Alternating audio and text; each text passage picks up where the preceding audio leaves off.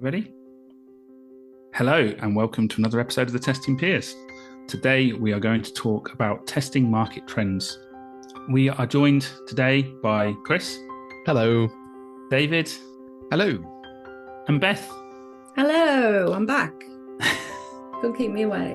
We are delighted that Saffron QA continued to sponsor the podcast. Saffron QA is a specialist in testing recruitment, offering permanent contracts and a newly developed retained recruitment service.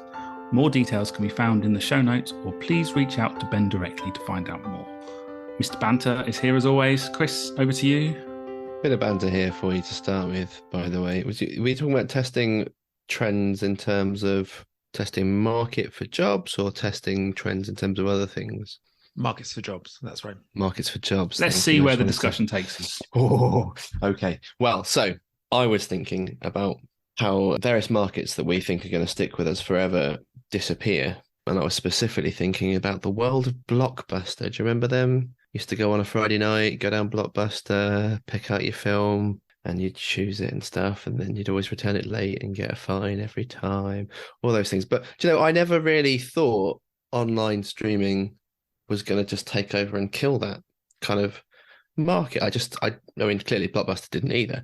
But have you got any ideas of other things that you sort of thought would just always be around, and then they just sort of ceased to be, maybe because they didn't keep up or whatever? So I get very nostalgic about confectionery and chocolate bars and things that were once very popular in our household, that are now long gone. So I know this year they're taking the bounty out of celebrations, which has been contentious to say the least. My mother is not happy about removal of bounties. But yeah, I remember a chocolate bar called Fuse that had it was great, Cadbury's Fuse, right? It was awesome. And that's when that died a death. That made me very sad because I thought it would be around forever. Yeah, confectionery. On the confectionery side, I'm waiting for the Cadbury's Caramilk to no longer be in stores. I love it. And I keep thinking I need to hoard it because it's going to go out the shop eventually. Yeah, I was actually thinking, I remember going down to Woolworths every weekend and looking at the CDs, buying CDs and thinking CDs would be my life forever. Always trying to find CDs, not having the ability to listen to them before I bought them, etc. All that stuff. You look at a CD now and you think, wow, I used to carry those around with me in my rucksack and put different ones in my CD player. And yeah, very bizarre.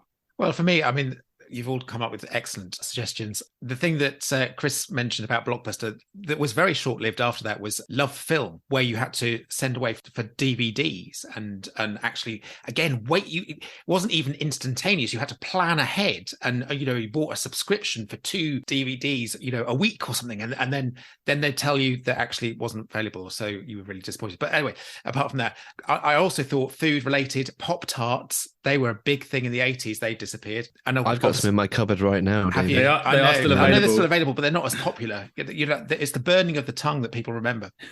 But actually, from my childhood, thinking about things that is the telephone box or public telephones. When I was a student, I've had this conversation with other people, is that it was a weekly phone call to your parents. You had to queue up with your 50p's or ask them to ring back and hope that no one else was ringing back at the same time. And you'd wait in line. And now we're instantaneous. We have the ability to communicate in so many different ways. And actually, it's unusual now to have a telephone box that actually is a telephone box on the high street. And yet it was such a popular thing at the time. I'd add one more short thing there that's a very, very recent thing. And that is the demise of software testing Twitter, that I cannot believe how quickly that has, and maybe it's just a temporary thing and people will come back to it, but I've been genuinely shocked at how fast that has gone from 100 to pretty much 0. Has anyone else found that? I'm being stubborn and sticking with it. And there's a few of us still on there. But yeah, A lot of people have gone, though. A lot of people have gone, but my biggest concern, and I think I mentioned this in another episode, the new home of testing social media is Mastodon. If that's the case, I can't get my head around it. It's too dispersed. It's too disconnected. You can only find people on your server, etc., etc. And the conversation is pure testing. Whereas my Twitter feed, testing's 1/5 of all the conversations going on, and I still have those other 4/5 that I want to keep in touch with. So, and like the football community, that's not going to Mastodon. That's staying on Twitter because Twitter's where it is. And the same with some of the other things. So yeah, I'm always disappointed that the testing Twitter seems to be the first one that's jumped in my sphere anyway. There's good reasons. I know there's good reasons. We don't want to go too far, so we'll use this as our segue point to move into the testing and QA market. Now, I tried to raise earlier, but do we want to dive in about the job market first? Well, I think Beth suggested this topic, so maybe Beth's got an overall problem statement that she wishes to talk about. I did. And it's obviously something that, as someone that's in the reasonably unique position of being able to talk about the fact that they are actively looking for a new job, because I'm on a career break, so I have no bosses to disappoint or anyone to be surreptitiously going around. There is definitely, I feel, things in the last couple of months have changed, have shifted in the broader kind of software testing market. And that's what I really wanted to kind of talk about and get some other opinions on, really. So I guess we've got the context. We've all known the last couple of weeks have seen that FANG and kind of crypto bubbles starting to burst. A lot of tech jobs don't seem to be faring too well. Large scale job cuts there.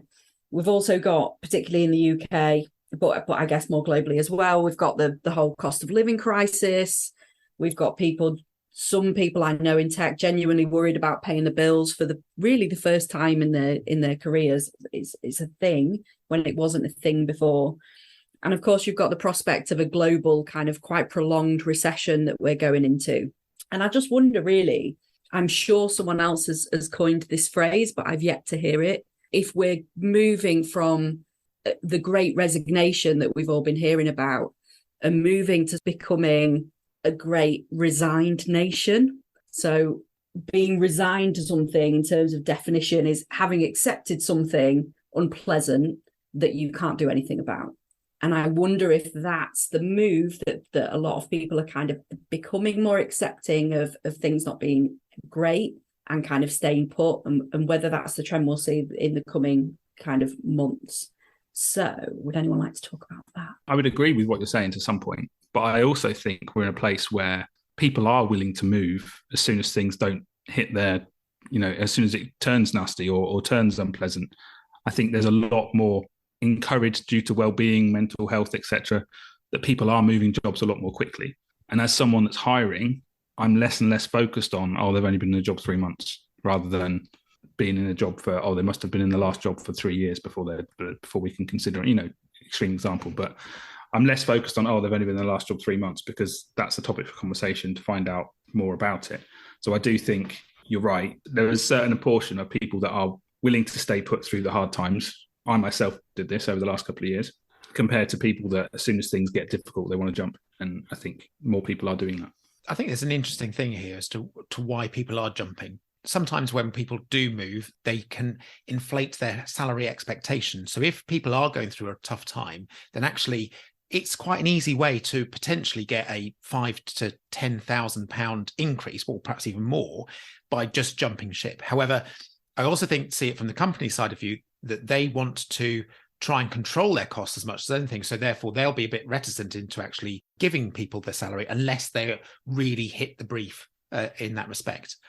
Also, again, the sort of, are people resigned? I agree that people might just cope with what we're doing. The grass might not be greener on the other side. I might not be letting myself in for anything else. Let's just shore up the defenses, and I can control what I'm able to do, and I can keep my head down, and I know what I'm bringing in each month, and so therefore I can sort of control the cost. So I think there are two different things as to why people are being disgruntled, but I think that there is a change in that mindset of people are doing it for different reasons. I think it's much more monetary terms rather than trying to gain more for their career. There's an interesting point as well, that because some strange things happened 2.5 years ago, a lot of people are very much more set up and able to work from home these days. And that changes the market with which people are looking for work, and a lot of employers conversely, because I moved around the Midlands a lot in the past to be within a commutable distance to an office. We would sort of have to discuss whether relocation was worthwhile or whether I'd do a long drive. And it was very much all centered around the office, and that was where I was going to be spending my time. And when we moved house last year into county of Wales that has no city, there are a few of them, but we moved into one where there aren't these big hubs right on your doorstep. One of those considerations no longer mattered to the same degree because employers don't need their staff always to be in the office. And so that was a nice change, but it means that a lot of people have moved further away and are no longer restricted geographically by where they are. We are in a globalized market, which is both great and bad because the competition is higher for jobs. Great for employers, by the way, because they can spread the net so much more widely. I'm sure Simon's loving the number of people applying to work with him at the moment. It is interesting because it's challenged company culture. And that means when you'll be talking to companies, I guess you're going to be saying, well, what is the company culture? How does that work? How is that now sold? Because you can no longer tell me that the best thing about working at your company is that you have free food delivered or pool tables and things like that. It's quite an interesting twist because it can't all be about money. Money is important, but incentives and talking about mental health and stuff are really interesting sort of addendums to job specs and stuff now. That's a really interesting point. Do you think the advancement of remote working has meant that the bar has been raised in terms of what companies are kind of now looking for? So some of the things that I've really noticed, for example, is particularly in Yorkshire, is kind of the rise of the consultancy. There's lots more consultancies than there were even a few years ago. And there's really fewer options for people who don't have technical skills, more of the leaning towards working in a modern culture, DevOps, automation, all of that. Those options to get a role without that do seem to be diminishing somewhat, although not completely. And also kind of academies, the rise of growing people in-house and that wanting to be, whether that's for the culture that you want to grow or whether that's cost saving or being unable to find the right applicants, academies seem to really be on the up. Is that something anyone else has noticed as well? Do you think that skills bar is kind of the tide is rising because there is that much more competition now? I think in my experience at the moment, I'm finding that you're right. The academies are definitely growing and they're getting a lot of, you're getting more focused people on the base of that because they're working through. But certainly from companies like ours, we still, we hope we get the best candidates direct. And the struggle is that it's very difficult to find those skilled candidates. So I think academies are great, but there needs to be more drive towards the academies to use them. And at the moment, there still seems to be this thing of, oh, well, if we can't get it direct, we'll have to go offshore and use. It's a chicken and egg thing, I guess, isn't it? Because yeah. I remember talking to somebody last year and they complained that lots of consultancies worked in a particular way of working, but they had to pursue them because of OPEX and CAPEX sort of differences for them. And they just complained and just said, oh, but they only work in this particular way. They won't fit into these changes and these bits and bobs. And I sort of suggested that maybe like a lot of these consultancies that they were talking about are offering a product that is actually, there's a demand for it. They're purely providing a service that has been asked for by a lot of places. And while we often talk about the future change, working in agile, DevOps kind of ways, a lot of the real world doesn't operate within those spaces. And a lot of companies aren't in a position where they either can or they want to, or they are sort of in a space where they've got the skills and expertise to make that shift, if that is indeed what they want to do. And so you can find yourself getting very frustrated that change isn't happening, or that way that I want to work isn't happening, and these things aren't being offered for me. I do see that there can be a little bit of, pretension. People sort of think our way is better, that way is wrong. I wouldn't touch that. Ugh. And I see more of that as the market is more globalized. There's more people, because people can be more picky and more choosy about stuff. But I do think the reaction to that is that people are very much more dismissive as well. And maybe, like, a lot of job specs are quite boring, let's be honest. But maybe people aren't taking a chance, seeing things as an opportunity rather than, people want their ideal job straight away. And I wonder if that globalized market that we've seen has changed how both companies recruiting for that unicorn or whatever, but also testers looking for that dream job and salary and all that lovely stuff. Oh. Do you think there's more of a market for testers to negotiate the role that they want? Can we sort of say, this is my ideal role, can you deliver it for me? Or do you think it is more the company, you will do it this way, and this is the only thing that we're looking for? I think that depends on how testing is perceived within said company. I think there's still a lot of places where, unfortunately, testing is not given, or quality engineering or whatever it's called is not given the place at the table that it deserves. So therefore, someone going in and going, I want to be an exploratory tester, and they go, oh no, all we do is automation. Is just, unless you've got someone that has a defined department and testing is considered as equal to the others, then it's very difficult for a tester to walk in and go, well, actually, you say you want this, but I think I can deliver this instead, which will be more value to you. I think, you need someone that's driving a department that is open to change and open to things moving in different directions. But actually, if you're that sort of tester that wants to drive change, and the company is not willing to change, then that's not the company for you. Yeah, 100%. Yeah, and I mean, anecdotally, I have heard of testers that are bedded into a team, and senior management are now coming and sort of wholesale saying, we don't want testers anymore. We think testers aren't adding value. We want to make them all, I don't know, people managers or technical leads that doesn't mention testing anywhere. We want to absorb them into engineering in its entirety and forget about testing as a thing.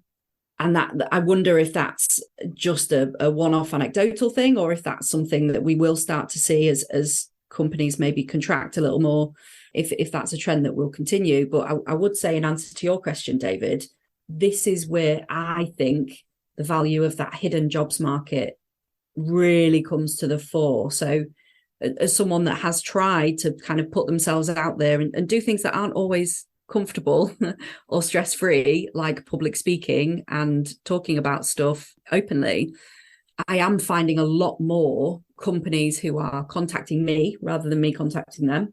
And they are almost saying, write your own job description, or we can make this job work.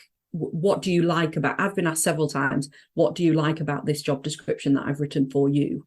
And that's a result of you almost putting in that visibility work to not just be seen as yet another tester that's just applying to this job. So that would be if I could give some advice to anybody, and I'd love to know any advice that you guys have for people who are maybe thinking about switching jobs in 2023 with this changing market. I would definitely advise putting that effort into your kind of reputation and visibility. It sounds pithy and cheesy and like it's not worth the effort, but my personal experience is that it hugely makes a difference. Sounds like you should be talking about reputation audit.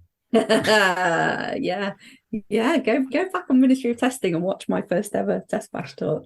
I think you're right, Beth. I think there's definitely, from both perspectives, I think putting yourself out there and doing a little bit of legwork yourself to make a name for yourself enough that others will think, well, I need to solve a problem here. Oh, Simon would be a great person to fit that, or Beth would be, I know people, is a great way. And it makes it really good for the hiring company to be able to, from my side of the fence, be able to go, well, I need this problem solved, and I know these people because I can see from the output they have that they would be worth talking to. And absolutely, the hiring manager doesn't always know exactly what they want from a job spec. So getting the right person in the room to then be able to fill that out further, and actually it becomes more of a, would you be the right culture add, David, to the organization, rather than, oh, I've got a role to fill. It's the greatest hits. You're right, but I think a lot of people do have these cultural conversations to your point, where often they go, I think you'd be great in this company. Not that role, but maybe we can create those things. But it's to your point, I think, Beth, it's about having the bravery, the confidence to put yourself out there, to be seen, to be heard. It's not easy to blow your own trumpet sometimes. Like I don't think we're all just going around saying, I am awesome, I'm tremendous, you're going to need a bit of me in your life. It's not very easy to sort of to do those things. And so it's tricky, but I guess by being participant in something that's a community, hopefully not tied explicitly to Twitter, that you can be seen. But I guess to the point of those who have been hiring recently, where do you look? Where do you find people? Because, do you just go to LinkedIn or is there other stuff, other places where people might be? Can I make one suggestion to not just look for the word quality engineers? Because Agreed. I've tried to put this in a filter, and it brings back a lot of people in kind of manufacturing roles. And I think quality engineering is a thing outside of software, isn't it? Have you found? Yeah. So's QA and all these other things. Yeah. I'm experiencing that at the moment with some of the candidates for the roles I've got open. They've obviously seen quality engineering manager and thought, oh, well, I've had people that work on railways and manufacturing and they're not reading the job pharmaceuticals. spec though. Well, that's the thing. I mean, straight away, they're not reading it, are they? They're seeing the job title and applying. As Beth mentioned, I work on building that network. So I use the community Slack channels and other things as well to nudge people that I think might be worth looking. I will do a lot of advertising myself on things like LinkedIn, write my own posts that I then share and get others from my team to share around as well, that give not just a job spec, but give a more sort of personal description of what I think is needed within the team and do it that way, and use the social channels as much as possible. I don't tend to use any other job boards really, to be honest. LinkedIn and social media and Slack channels is my main focus. Do you worry that becomes a bit exclusive if it's only the places that you are? I'm just thinking as a recruiter, is it quite hard sometimes? The roles are still advertised on other sites, but me personally, I only have so much to go around that I can share stuff, and I know people that I can reach out to. But you're right, there are other channels that could be used in other areas. But LinkedIn is quite a vast collection of people. It's served me well so far. But what advice would you give to someone who, is planning in 2023 in order to try and get a new job and hasn't yet actually started advertising themselves? We've discussed initially, the demise of Twitter in that, community space. So What advice would we give these people to go, how are you going to market yourself in a short space of time if they're thinking of changing their career? There's contributing to things that are public, be that open source projects, crowdsource testing, there's having a portfolio, there's blogging, coming on podcasts, there's speaking, participating in things, networking with people and letting people know that you're about and those sorts of things. And I quite like the concept of sort of building in public. It's not possible for a lot of people. Beth's modeling these things really well, sort of coming out and saying, like, I'm available for these sorts of things. And that's really lovely. And that's not possible for everyone. So for those folks who are covert among us, there is a sense of trust and risk associated with doing these things. And I think really the sort of act of contributing in those things is quite important. One thing I would add is if you do anything like that, do make sure you put it onto your CV. Do advertise it so that actually the hiring manager has that too. If you're proud of what you're doing, if you're active on Twitter or whatever, then make sure that it's visible to the actual hiring manager, because then it's a topic of conversation that they can talk about in their interview, or they have evidence of what you're actually doing beforehand. So if you do put the effort into actually doing it, make sure that it's visible to the people that matter. Yeah. I guess there is one counter argument here is obviously all of us are quite active outside of our job, but there are plenty of very good testers who literally do their job and nothing else. And sometimes it does feel like they are excluded from these new job opportunities because they're not making that effort. And some of those may be sort of introverts that don't feel comfortable putting themselves out of that.